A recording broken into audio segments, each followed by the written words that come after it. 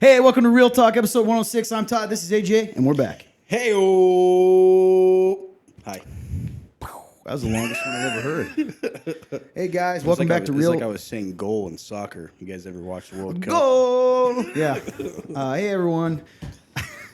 We're back. Anyway, so last week was the first episode of kind of our new format, and we're still toying with it. So, real fast, business out of the way. If you're new to the show, whether it's podcast, Facebook, YouTube, Rumble, whatever, Real Talk's just an opportunity to talk about life, God, the Bible, and everything in between, and try to have a real discussion about that. It all really boils around about trying to create an atmosphere in which we can talk about maybe tough topics or answer and give our thoughts on biblical responses to hard questions that people may feel uncomfortable talking about in public. So Yes, sir. There's a link somewhere in the description of this video podcast. It's www.theremnant.life/real. That's REAL-talk.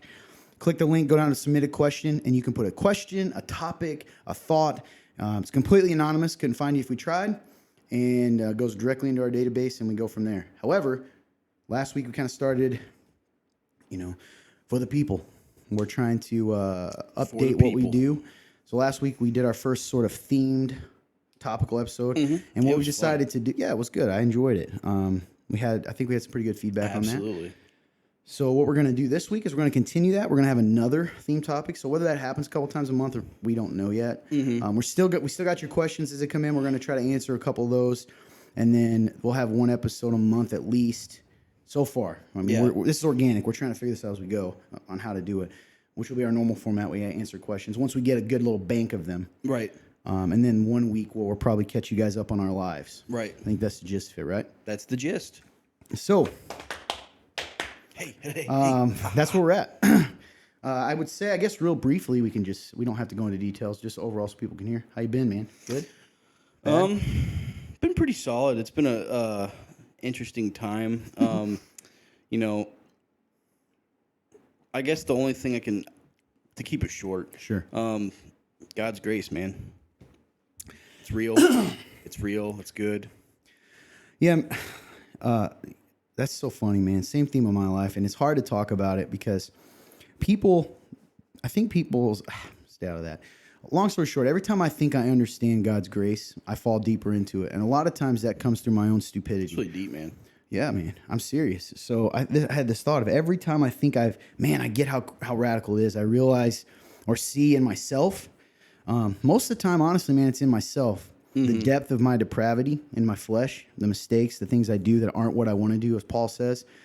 And that's not an excuse. That's this reality. And when I realize that, and what I mean by I fall deeper into grace is it also, in that, I know my own heart, right? Yeah. In situations. So then it gives me more grace towards others. You know what I'm saying? Because I recognize that, Paul's words are so true. And listen, I shouldn't have to say this, but in case there's no justifying sinful actions. Sin is sin. Okay, wrong is wrong. But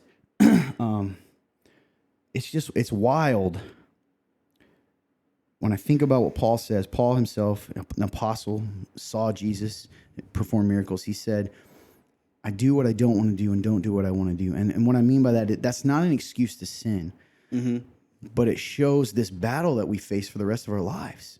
And there's never a time that battle is not going to be there. Now, I do believe the more you're victorious over your flesh, over that darker side of you or the side that wants to oppose the way of God, the easier it gets to win them.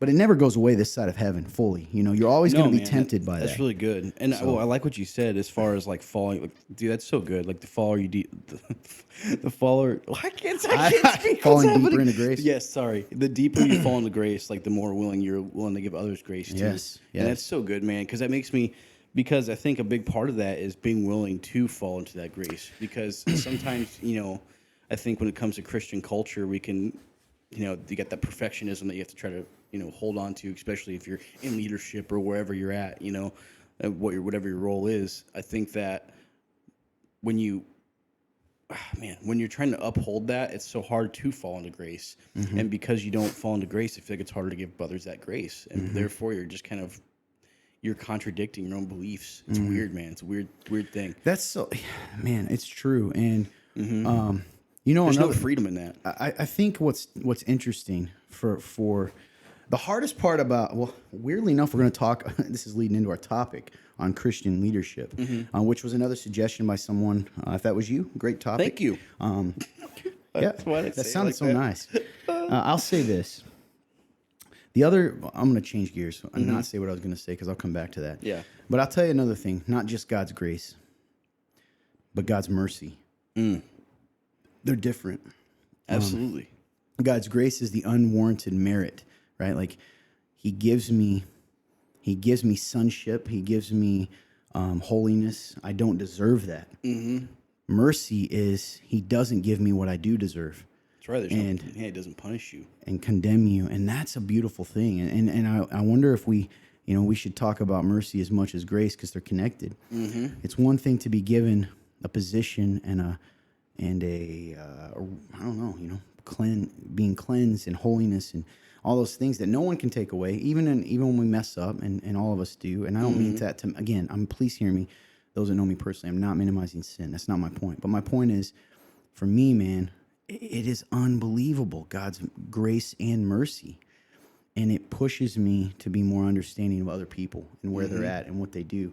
So often we're quick to assume that when people do things that are terrible, or sinful, or whatever it is, that because we can't fathom doing that, then they're monsters. And I found, not just in myself, though I think the first I found in others too is that so many times, and I feel like I have to preface, it's not giving a free ticket to sin. That's not what I'm saying. There are consequences to sin, but absolutely, we want to make everything black and white, not in the sense of sin or not sin, but in the sense of a person is a believer or not a believer based on their actions. And good people do bad things, man. And I'm not saying I'm a good person. That's not what I mean. But what I've seen in other people is, I don't know. I think we underestimate the battle that we're in spiritually. The Bible talks about that we have an enemy that wants to take us out. And so we've got the enemy of the world, Satan and his minions and evil. And then we got that traitor inside of us, the flesh, the old man, the sinful part of us, who sometimes wants to work together in a way and creep you away with the enemy. Right? It is creepy. So I don't know, man. I can't even go into detail because it's not just now. Best way I can put it is grace and mercy, dude. They're so unbelievable in Christianity, and I'm talking about just the book, not what we've created. But and what's hard sometimes is believing that, and this is what I meant by I'll come into Christian leadership sometimes. Yeah, it's hard. It's hard to have a passion for those things and to really want to ponder grace and mercy, because a lot of times people want to assume that you're trying to justify or normalize your own sin, right? So me talking about this means I'm subtly trying to get everyone to say Todd's sin is okay, and he's trying to brainwash us into thinking that. Well, first of all, I think you're too smart for that, and secondly, no, I'm just trying to keep real talk what it's about and really describe because what I'm thinking, because man, I'm still a person, and as a person, it's this is wild stuff, man. Man. God is just good, and I'm very thankful for His grace and mercy. When Paul said that this is hard teaching, I know he's talking about marriage, man, but I feel like that reflects upon even just. Did I say Paul? Paul did this. I get it. Same thing. Did Paul say that? Jesus is the one that said when he's talking to the disciples, they said it's hard teaching. That's right. Yeah. That's right. Anyway, go on. You're good. Yes, when he said that it'll be hard teaching, dude. It's so just obvious, at least to me, that even though there was specific context in that what he meant, dude, I feel like it was just also just overall what it is to be a Christian and actually follow Jesus, man, because that is hard teaching, and I feel like whenever you live it out the way that the Bible tells you to, even if people are Christians, it's still hard for them. It's still hard for them to understand what you're doing, as if they don't. It's foreign, It's crazy. It is foreign. It's not. You don't see it in this world. Even when you claim to believe it and follow it, it's still foreign when you actually walk it out the way that the Bible tells you to. And it's just so odd, man. It's scary. But you're right, man. God's grace and mercy is those are two things that I am just in awe of, and I don't I don't know if I'll ever fully feel worthy of it, and just in my feelings, my emotions. I don't think I'll ever feel worthy of either of those. But I know that it doesn't matter because God said it doesn't. I did it because I love you, and that's tough, man. Yeah, and for some reason, if anyone, I don't know, this is not the topic for today. Yeah, But I do think like take me out of the equation. I want to encourage people out there. When you mess up in anything, small or big, we have conviction, and conviction's a good thing, right? It pushes us to turn back to God, turn away from our sin. I find this odd thing at work, and certainly I'm not going to sit here and lie. I've seen it in my own life, but I've also seen the lives of people I love and what's happened to them. There is this idea that when you say you mess in anything or someone sins in general, yeah, and again, preface, I'm not talking about myself. I'm talking about the concept in general of the Bible is that once you mess up, you're not allowed to believe in grace or mercy until the rest of us tell you are. I'm serious, right? Like, it's true, but you can't talk about it and cling to it, because if you do, you're justifying your sin and you aren't really repentant. When the truth is, like, we have to cling to, when I look at David, for instance, in the Psalms, a lot of the Psalms were written after his sin and stuff. And I hear him, yes, he calls out, God, please have mercy on me. I feel so torn. But there's also times when he says, you promised me this and I'm going to hold to that. And because we need that. And it's just, I don't know, man. There are times that it just gets so hard and I'm not immune to that. The idea that, it's hard to hold on to that when the world wants to, and you can't even blame the world sometimes, and the world being the people around you, because they get hurt by our actions and they get betrayed and they feel let down. And so they react out of hurt. And so I'm not saying, and sometimes, like, honestly, from a human perspective, there are things we do that's wrong, and like it doesn't make sense to be able to tell someone like that like, listen, I might have a hard time with you, but God still loves you. That's right. And that, like you said, it doesn't make sense, and that's God's love. It doesn't make sense. I remember a conversation. So this is a crazy thing. It was probably 10 years ago. I was a young buck, and I was working for a nonprofit. And what's the craziest thing, man? This guy that used to work for the nonprofit came in, and he goes and talks to our executive director at the time. He goes, I need to talk to you about something. Now, the guy didn't even work here. He was a volunteer. And he said, you can come too, Todd. And we had literally talked like one time for 5 minutes. So I'm like, okay. So I go in there to sit down, and this guy just pours out his heart and essentially says, listen, I had an affair. I let my wife, while this, or emotional affair at the time it came out. I don't remember exactly.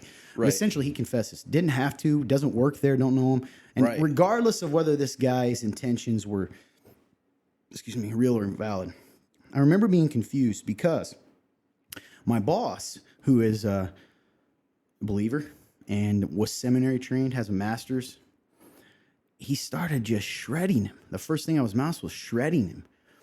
And I sat there, and like, again, I just started. I'd been like 2 weeks. So I'm sitting there going, it was kind of my first. That's wild. It was, man. Jeez. And so I sat there and I'm listening to it. And then I ended up saying to him, I said, listen, man, the first thing that I want you to know is, maybe this was at the time, I just remember going, God doesn't love you any less today than he did yesterday. And who you are is set on him. So cling to that, because the reason I said that was not to minimize what he did, but because I could tell he was beat down already. Yeah. So me and my boss went back to the office, and I actually asked him, I said, why did you do that? Like I did. I said, why did you, and he said, well, you don't know him, and he's like this, and he's this. And maybe that's true. And I didn't know him before.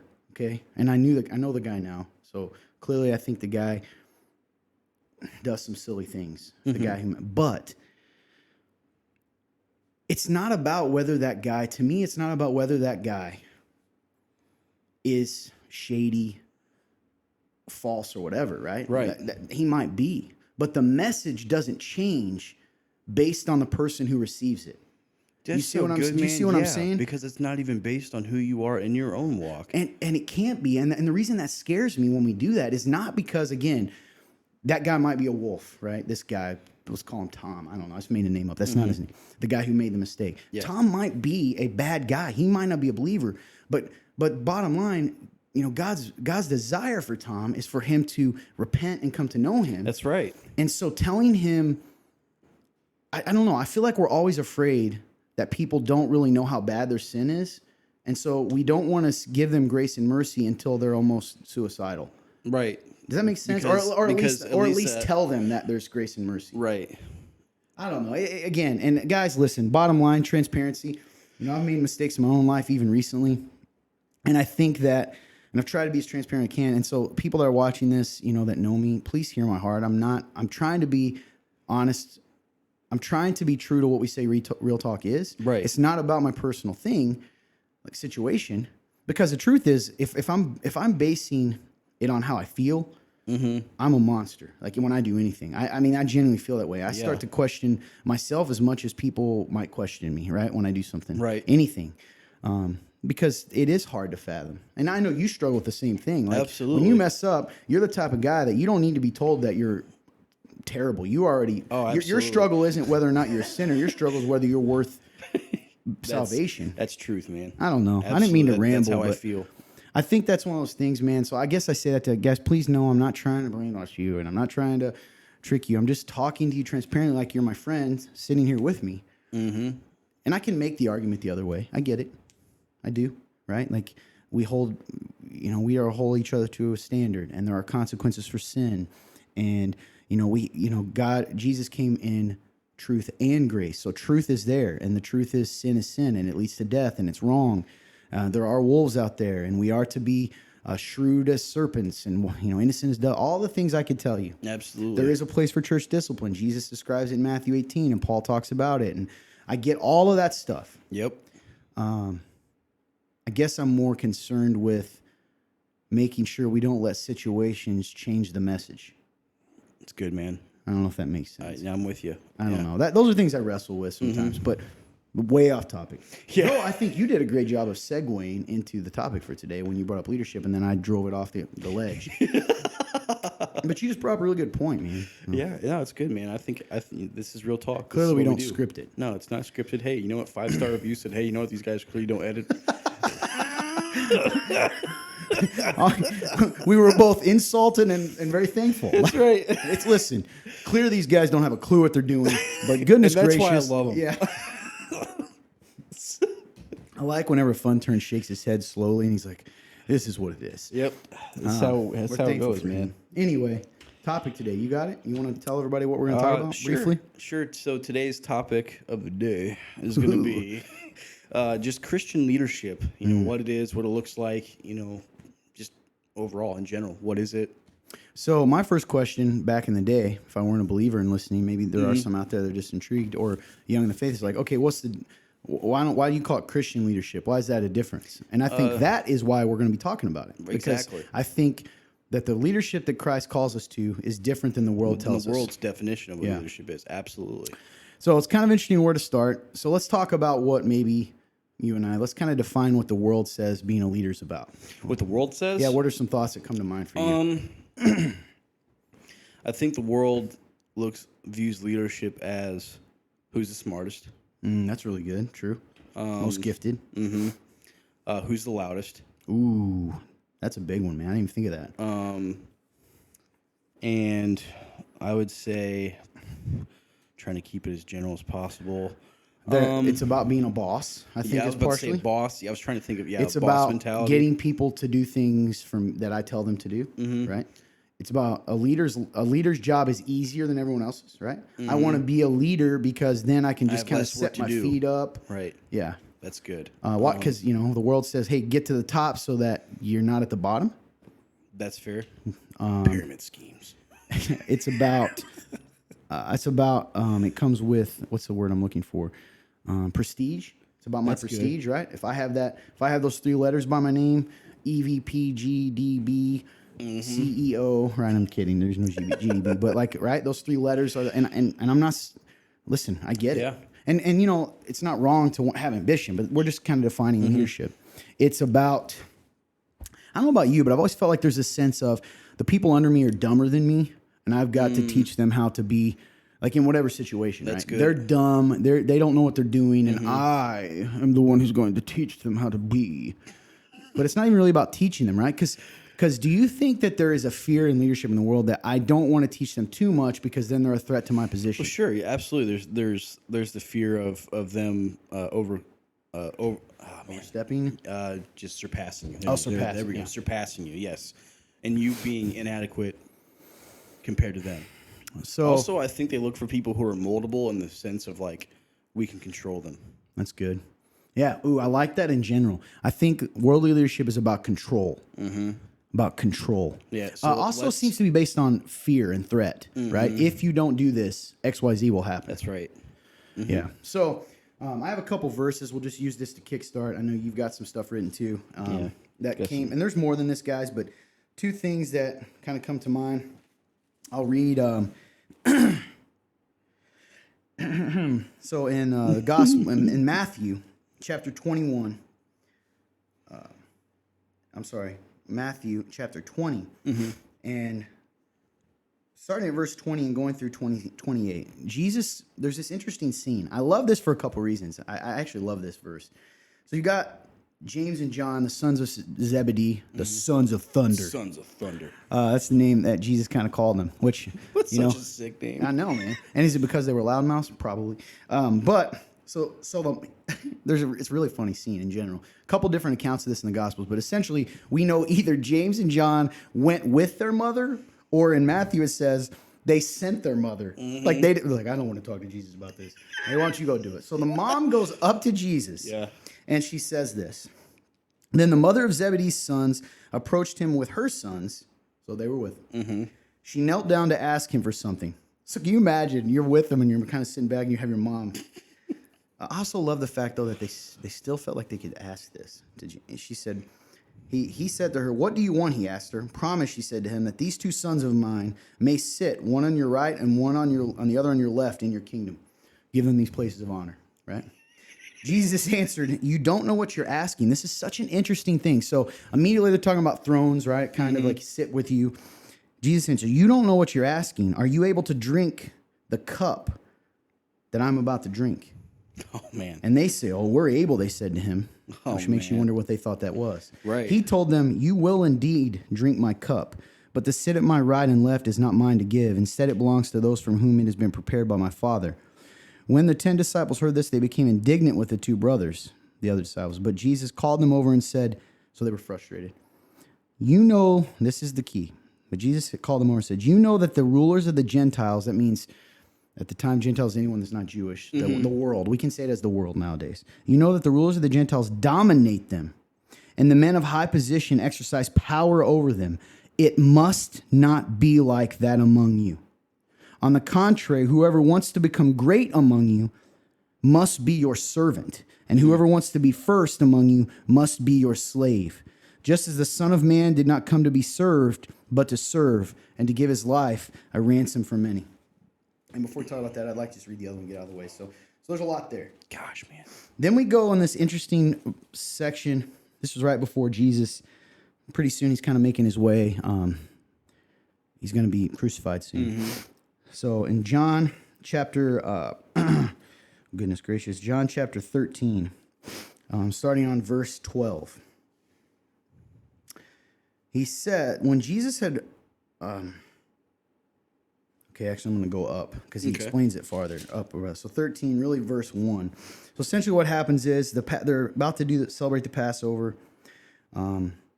Said, before the Passover festival, Jesus knew that his hour had come to depart from the world to the Father. Having loved his own who were in the world, he loved them to the end. It's beautiful.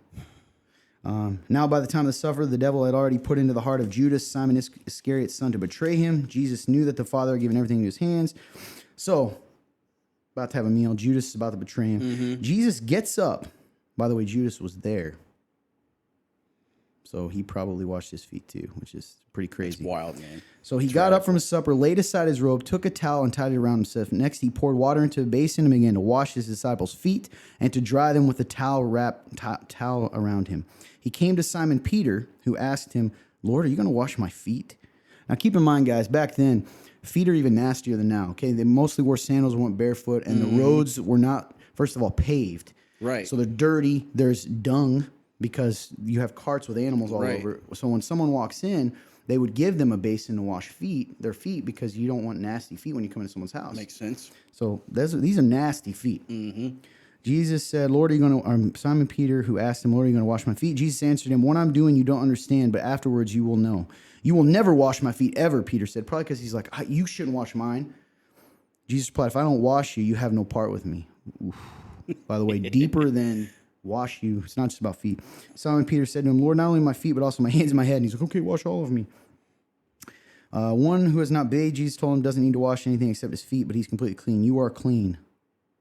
But not all of you, for he knew who would betray him. This is why I said you're not clean. Anyway, the meaning of the foot washing. When Jesus said, wash their feet and put on his robe, he reclined again and said to them, do you know what I have done for you? You call me a teacher and Lord. You call me teacher and Lord. This is well said, for I am. So if I, your Lord and teacher, have washed your feet, you also ought to wash one another's feet. Man. For I have given you an example that you also should do just as I have done for you. I assure you, a slave is not greater than his master, and a messenger is not greater than the one who sent him. If you know these things, you are blessed to do them. So, pretty powerful. Essentially here, he's saying, you say I'm your master, you say I'm your leader, and I just washed your feet. How should you lead? So anyway, sorry for all that, but I think that sets the stage. I loved it, dude. That's so good. Also, I just thought of, sometimes whenever I hear Jesus speak, man, do you think it was ever like awkward for him to be talking about himself? like the Son of Man will do this, or like, you know what I'm saying? Like, do you ever think he thought it was weird, like talking about himself? Oh yeah.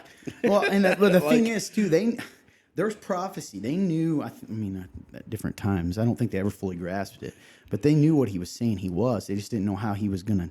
Yeah, it's just so interesting. He'd be like, It's like you know how like we'll say like it'd be weird if like people referred to themselves as third person all the time. So if I was like, well, AJ thinks this, it's almost like what like The Rock says. Like, the Rock's the Son of Man says. Yeah. So it's just so interesting. Like, I don't know. Yeah. Pretty cool. So anyway, I don't know what your thoughts are, but I think overall, to set the stage, the world, the type of leadership we sort of define in the world does not seem to coincide with this. No, not even close, man. In fact, he says specifically, the world's leaders dominate you, always want to have authority, want to push you, crush you. And then he sort of compares that to the way he is leading. Yep, wasn't even close. Man, that's Jesus so radical in his love. Yeah. So I don't know. Any thoughts you have about that before we kind of about those verses, or just Christian leadership, or the differences?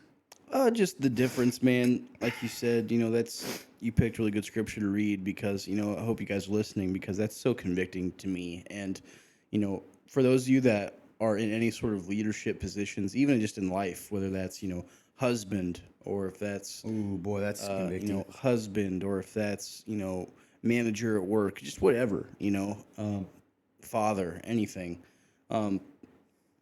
Just it's good scripture to live by what Jesus is telling his disciples, which is also you, by the way. He's telling you, if you're a follower of Jesus Christ, look at how I lead, and that's how you should be, and it's just sacrificial, man. Like you said, that's one of like the most gross things to do. And he was just so extreme with how he taught, and it's so amazing. I love that because he was willing to do those things that, like Peter going, no way. And he's like, nah, man, like this is what it means to be a real true leader. I am teacher, and look what I do for you. And that's so, I don't know. Essentially, in the it's kingdom, so good. You're right, man. In the kingdom, everything's flipped. He talks about this other times too. Jesus talks about those that are great. The first will be last, and the last will be first. Right? The idea, in a sense, too, man, is just when I read this. First of all, it makes you look at Jesus' entire life, right? Because we see what leadership is in him.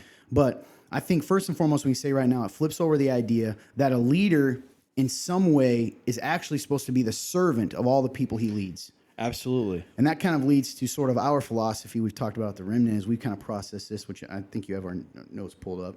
I do. But, one of the things we've said many times here, and the way that we have kind of processed and we process and teach it here, is leadership is weight. Christian leadership involves weight. Weight, W-E-I-G-H-T, meaning when you're truly leading, it involves carrying weight so others don't have to. That's right. Or to make it easier and to serve them. That's the first thing. Leadership is service, man. That's it. Yeah, exactly. And I think we see that, right? And that's hard. That it's not about me. Leadership is not about me. It's about we, right? That's right. So, yep. Actually, I had that in here somewhere too. yeah, It's somewhere, but yeah. Trying to think of other thoughts that I've learned. Well, I'm trying to think. Because if you think about it, leadership is stepping into places that other people can't, and this is in there too, can't step into or unwilling to, and you're doing it for them, right? And it's kind of like what we said, like leadership is showing example and not demanding obedience. That's really good because, like you said, it's more like the boss mentality of demanding obedience from people. Instead, Jesus is going, look at my example and follow it. And he's willing to do something. I feel like Jesus kind of lived the life of, I'm not going to make you do something I'm not willing to do. And I think that's so good because he does the lowest of things. Yeah, and he tells you how far he's willing to go. Exactly. Like And he carried a weight we couldn't do, right? He did what we couldn't do. Yes. For us by taking our sin, all of that. So good. Yeah. So what does that look like, man? It's about doing, I don't know, man. I see leadership in a lot of ways that people don't. Leadership is picking up that piece of trash when no one else will. That's so good. Yeah, I was actually about to say something similar. It's all those small things, right? When you see something that could be corrected, or you see something that could be picked up, just anything, why don't you just go do it? I think we get caught up in the mentality of, well, we have to show that person that they're wrong or they missed it or whatever. Like, what changes? What you could still do that and still tell them. You know what I'm saying? Like, I think we get caught up in the idea of, well, they have to see it and correct it themselves, when really, why can't you serve? You could serve in the idea of fixing whatever it is and then telling them. Like, there's no, to me, that's way more impactful as far as serving. It's more of a, instead of demanding the obedience and people of going, well, this is what you did, so go fix it. Instead of going, well, hey man, I did this, but this is what you missed. Like, there's nothing wrong with that. I think it's better. Because if anything, I think it's you're teaching two things in that moment. It's good, which is cool. I think another thing that kind of I agree with you. I was trying to just process this idea of leadership. Some things that are radical. I think a lot of times people think. So let's look at politicians. Yeah. Right. If I say a politician is what? Like, what do they do right away? Like, in order to get their position, they have to do what? Overthinking it. They typically have to what? We always think they're liars. They're going to tell you what you want to hear. To become what? To get everyone to like them. That's fair. Right? I mean, we say that a lot, right? You can't trust a politician because they're going to tell you whatever you want to hear. Right. Jesus talks about this too. And a leader is willing to say truth and willing to be an example even when the crowd doesn't agree. So a leader is more about loving people than making people happy. That's good. And I really believe true leadership inevitably is going to ruffle feathers. Because it's kind of like we say all the time. If someone's doing, anything, right? I mean, what are you telling the world? It's not popular to tell someone, oh, by the way, you're not good enough on your own, and you're separated eternally from God, and you will not go to heaven unless you repent, turn away from your ways, and give it to God. That's not popular. No. The popular thing would be like, yeah, you're a good you're good enough on your own, and you're this you're and a that. good person. And I think that's where we've gotten to. And it always reminds me when Jesus said, there'll come a time when people will seek out those who, or actually might have been Paul, but the Bible talks about there'll come a time when they will look for things their itching ears want to hear. They will find teachers that their itching ears want to hear, and who will speak what their itching ears want to hear. And so I think, true leadership involves loving someone even when they don't believe that what you're doing is loving, right? Meaning truth. That's so good, man. Because the truth is the most loving thing. If you are a drug addict and you are doing, I don't know, meth or cocaine or whatever, it's not to shame you. Bottom line is that's not good for your health.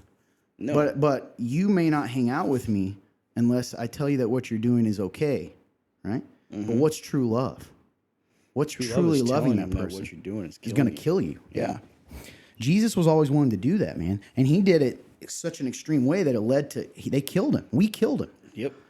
because we couldn't stand hearing what he had to say. It's true. So what does that look like today? And I think we're seeing that a lot in popular Christianity. Because we talk about this a lot. There seems to be two extremes, right? Extreme number one goes both ways. Extreme number one is what we kind of talk about, which I think today is probably less prevalent, believe it or not, but it's the idea that, at least popularly, which makes sense. Yeah. Hey, you got to earn it. You got to keep it. It's fear-based, truth over everything. There is no grace. You mess up, you're done. Blah, blah, kind of that fear-based theology. Well, then the other side of it, and this is the popular one, is the one that never says anything that challenges anyone. Yep. That you're good enough, everything's great, that kind of jolly mentality. Right. Well, is that leading people? Or where are you leading them? Sometimes I think of like the Pied Piper. You're playing this song that the crowd wants to hear, but where are you actually leading them? I don't know. Does that make sense? Yeah, man, I'm with you. I think that there has to be a combination of both. Like we've said so many times, truth and grace. I think they try to swing both ways. Just singular. They go, hey, singularly focused on truth, and then one singular focused on grace, in the sense of like, oh, just you're a good person. And I don't know, man, it's tough. I think you have to come at it with both. That's exactly what Jesus did. And it's funny because I love what you said about Jesus did that, and he was willing to do an extreme of where we killed him. Like, and I like that you said, what do you think about what that looks like today? And what is it? It made me think about like, oh, I guess it makes sense why people get uncomfortable when you try to do this stuff, even if they claim to believe it. Because I guess that's what it looks like today. If you do what you're called to do, it's going to make people uncomfortable. People are going to get defensive. Like, it makes sense. Like we killed him over it. I think you made a good point that kind of goes with that when you said he did what he's not asking us to do anything he's not willing to do. Yeah. And I think leadership is part of that too, right? Like, I'm not going to tell you something that I'm not trying to live out myself, or I'm not willing to do. That's good. Yeah, I think that's all part of it, man. And I think that's tough even within the church, because a lot of times we think people follow the title. I'd say this all the time because it's kind of, I'm a nerd, but I love Braveheart. And there's a quote in the movie Braveheart where he says, actually there's a whole speech, but essentially he says, he's talking to these nobles, right? These people that, and I might butcher it, but he's this common guy, and the people are starting to follow him, and they're like freaking out because they're like, this guy's a threat to our power. Yep. And he says, there's a difference between us. You think the people exist to provide you with your position. I think your position exists to provide the people freedom, and I go to make sure they have it. And it's essentially making sure, like, your position, he's saying the difference. You think the people are there to prop you up, and I think you're here to serve them and make sure they get what's good for them. And he goes on later to say, men don't follow titles, they follow courage. Oh, man. And I think that's so true, man. Jesus was always courageous in that he was willing to tell the truth. Gosh, man, that's so good. But here, and Mel Gibson. It's interesting. And I think there's a lot of truth in those words. Absolutely. And that's what I see when I see Jesus, man. What do you think, Clintonius? You got any thoughts on leadership over there? He'll hop in if he does. Yeah. Questions, thoughts? The only thing I think is that at the end of the day, leadership is weight. Yeah. If you're not feeling weight, then you aren't leading. Then you're not leading, yeah. And if you are in a leadership position and you think that you're struggling with that fact, and then you realize that you're not having any weight, maybe you need to reevaluate that and look in the mirror. And you need to be able to go, well, am I truly leading, or am I just looking the part? Because it's very easy, even, and this is just in a small scope of things. I'm becoming a manager at a local taco store. Yeah. And I realize it every day. There is a different level of weight there. Yeah. And just because I'm becoming one and don't have all the bells and whistles and things to do, I'm still leading. I'm still doing those things. And at the end of the day, it is hard, because you do have to have a lot of people. You have a lot of people around you always questioning you or doing like this, but then you truly start to understand why leadership is service. Yeah. Why it is these things. Why you're leading for people that may not want to be leaders, and you're pushing to be better, and you're doing these things, and you start to realize all these little things that you may have you've heard, like I've heard either Todd say or other people that were leaders inside of the church or in other positions say that, oh yeah, this is really hard to deal with sometimes because it's hard to lead these certain types of people, or I feel down right now. You start to understand that when you get that weight because you're like, this is truly heavy. This sucks. Sometimes it isn't always fun. It's not easy. Definitely isn't. Yeah.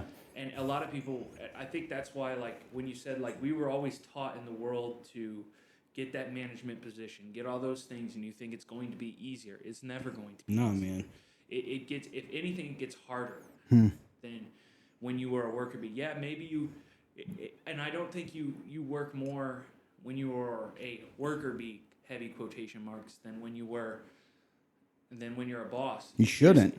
At the Shouldn't end of the day, be, yeah. you shouldn't. And if it looks different, it's because you are a boss now, and it is changed, and you're doing X, Y, Z, and people don't always get to see that. And once you start taking on leadership roles, you start going, man, there are about 20 different things that these people do on a regular basis that I don't even get to see. Yeah, and man. it's the only reason It's why the eye-opening. ship's still afloat.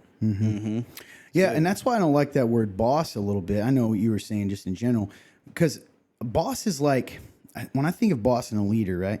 Boss is a title that we think comes with a demanded respect, right? When I say someone's a boss, it's like, listen, you have, even where the term comes from, by the way, look up the history of that. It's this idea of like, here's the threat of what's going to happen if you don't do that. Right. Whereas a leader, it's about inspiring people. It's about giving people, even in Christian leadership, it's about reminding people of why they're doing what they're doing. It's not about pretending that you're not above that that you're above that, because bottom line is everyone knows no one's above it.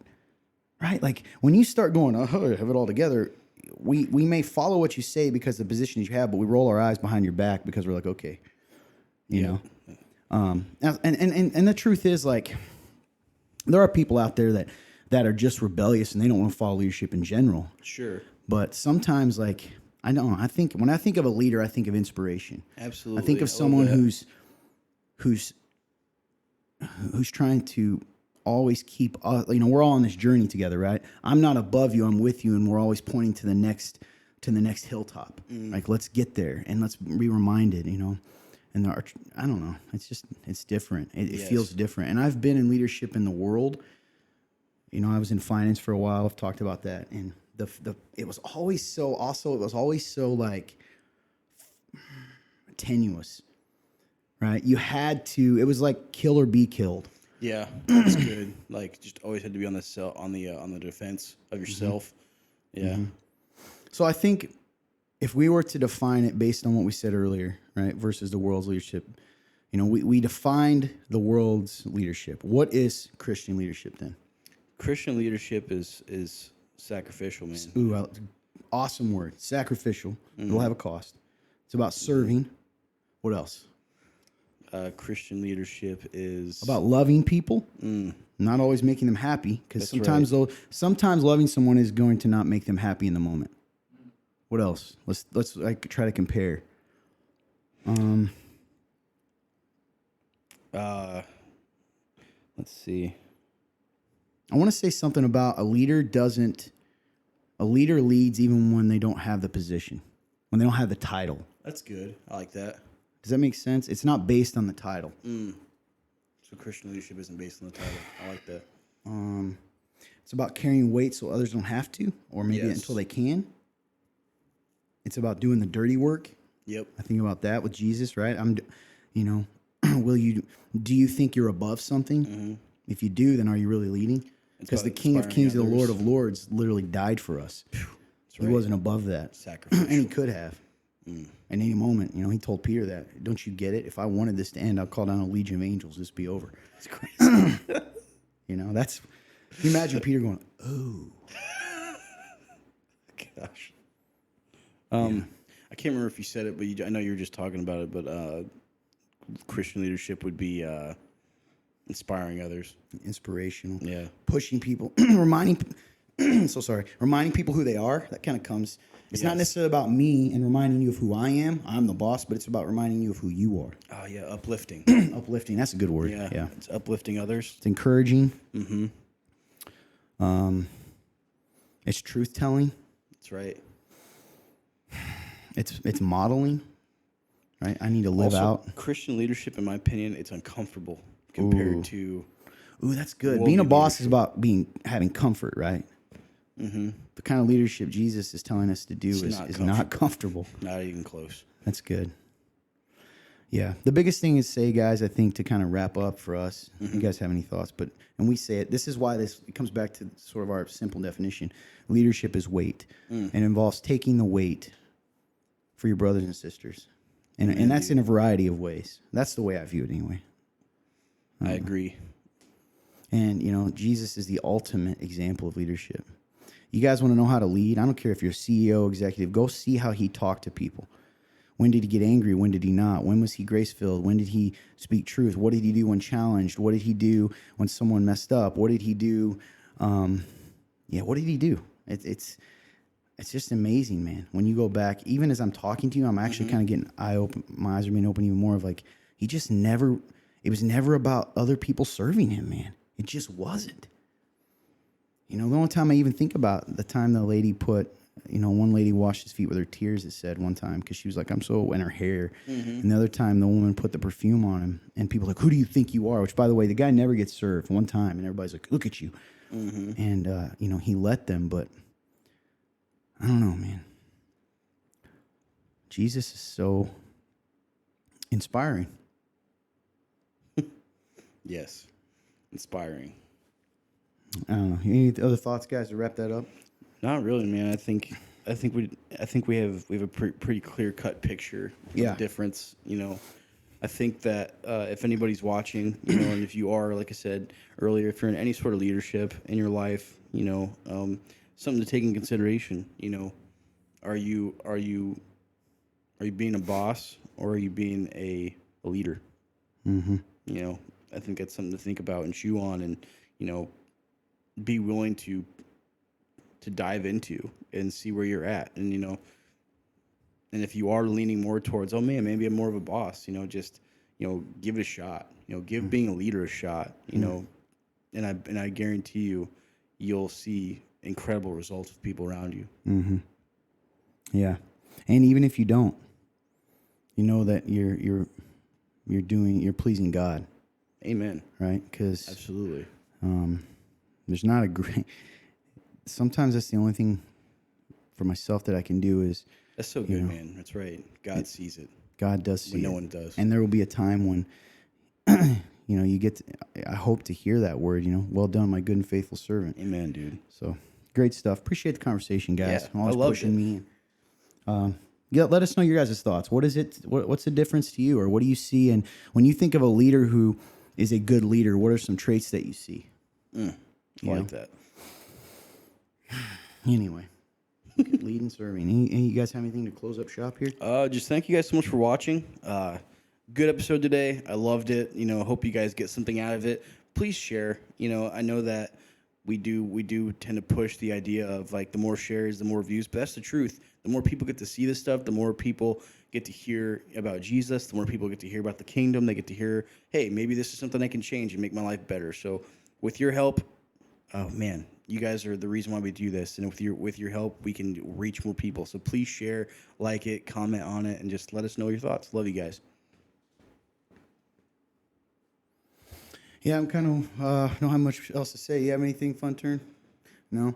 Yeah, we love you guys so much. We appreciate you. I don't for a second take for granted those that listen, that you give us your time. Absolutely. Your thoughts. Thank you for pushing us with your questions, your comments, your, I don't know, you sharpen us. And I'm so blessed that today I get to do this. And amen. I pray for you guys, and I pray for us. And keep pushing yourself and keep going to Jesus and dealing with those areas that are uncomfortable. That's okay. Sometimes we think that's not okay. It's okay. Even if the world and if it doesn't matter who it is, if the world, if the church, if a pastor, if someone's pushing you to do something that the Bible says not to do, or it seems to clash with God's word always wins, and it Amen, should. dude. I love that. Hey, hope you guys, it inspires you to keep searching, keep seeking, keep pushing to be who God's called you to be, because He's equipped you to do that. It's all real, guys. That's what we say all the time. I hope you guys have a great day. The link is open all the time, so go ahead and throw your comments, thoughts, concerns. If you've asked a question, like the guys are ignoring our questions, we're not. We're going to answer them. We're just going to do it either on our live episode this Thursday, or we'll do it, next week. We're playing with these different formats. Also, we'd love to hear more topics. If you have, if you're listening, you kind of this new format, you're wanting to have a discussion on a certain topic, shoot that into the database using www.theremnant.life/real-talk. Maybe a real life situation that's coming up, and you're like, I want to, let's talk about this. What's going on? We sort of did that last week, and we can do that now. We're willing to do that.